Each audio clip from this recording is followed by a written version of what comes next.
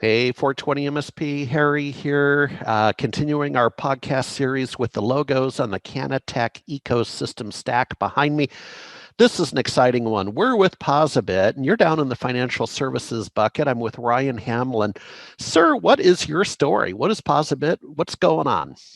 Well, POSaBIT has been around. I think of ourselves as almost a veteran in this new industry. We started the company in 2015. We're a fintech provider to the cannabis industry, and we really came into that space because we felt like that was where the greatest need was, particularly from a software standpoint. Obviously, cash only industry, Schedule One still, so traditional merchant services weren't there. My background was with Microsoft. I was an executive there for 17 years.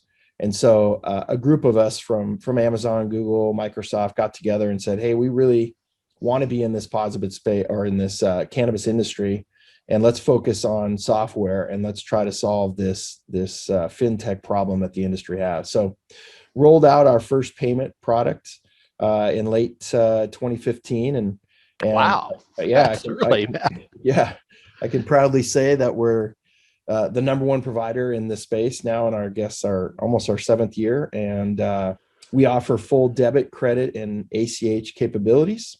We work directly with the banks.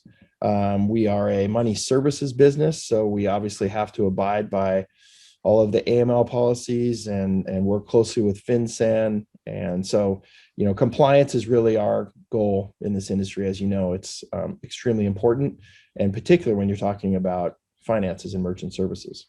Yeah, absolutely. And if you don't mind, because on the other side of the aisle, my parent company, SMB Nation, we're a Microsoft partner community.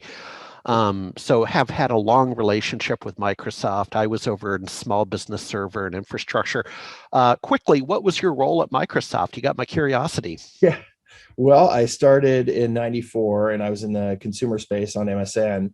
And then I took over all of the security software for the company. So I ran the anti-spam team, anti-phishing, all the antivirus, and then moved over and ran the Forefront security suite. Okay. And so for Windows Server and in the enterprise space. So yeah, I was started in product and worked my way up through, PUM and product manager and GM. And my last job running Forefront was managing a team of about 1,500 people and had about $500 million in revenue responsibilities. Oh boy, yeah, that's a real job.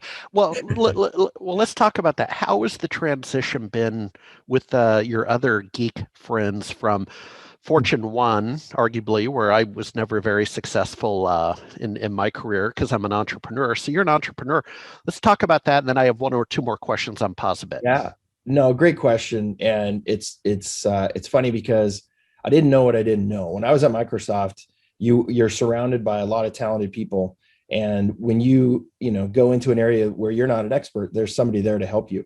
When you run your own company, you are the expert, and whether you like it or not, you wear every hat. So I can honestly say, and I joke with my Microsoft and Amazon friends today, I tell them, hey, you guys have no idea really how to run a company because until you're responsible for employee salaries and you're responsible for product vision and raising capital and all of the HR side of it and all the legal side of it, I think I thought I knew a lot when I was at Microsoft, but man, I was pretty naive. It wasn't until I really started doing this that and I love it. I mean, I honestly, I wouldn't trade it for the world. Yeah. I mean, it's funny because we all have seen, what Microsoft and other companies have continued to grow. And I'm sure my wife would have probably said, hey, it'd been nice if you would have stayed. But, but I think, for personal growth and for experience and frankly, POSaBIT is doing very, very well. And we expect, big things coming out of that, but, it's definitely a different world.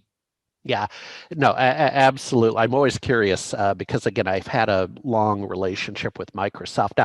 Now, one of the things you get at Microsoft, and I was a Microsoft vendor, just to be clear, but one of the things you had were you alluded to the intellectual resources, but you had financial resources, and so here you broke out and you're being the entrepreneur. So have you grown organically, or have you gone out and raised capital? I'm always interested in how people get there. Yeah.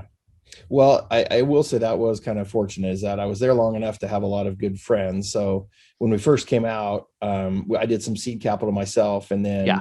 tapped into my buddies and did some angel raising through kind of my own network.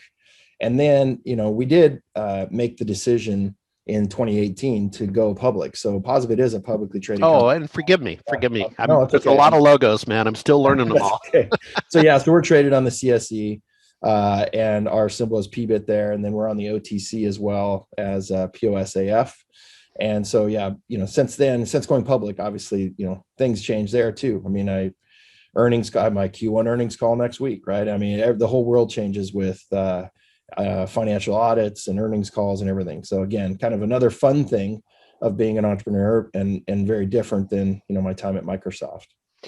All right, Ryan. Well, thank you, sir, for enlightening us on what POSaBIT does. I'm going to keep an eye on you again as I play a principal analyst on YouTube. My job is to keep an eye on things. In fact, if you're inviting analysts onto that call, Yep. if you could make a note, maybe shoot me a note, and I'll Cool. stop by if I can. That's part of my job. Love to have you on, Harry. All right. Thank you, All Ryan. right. Thank you, Jenny. Thank you. Have a great day.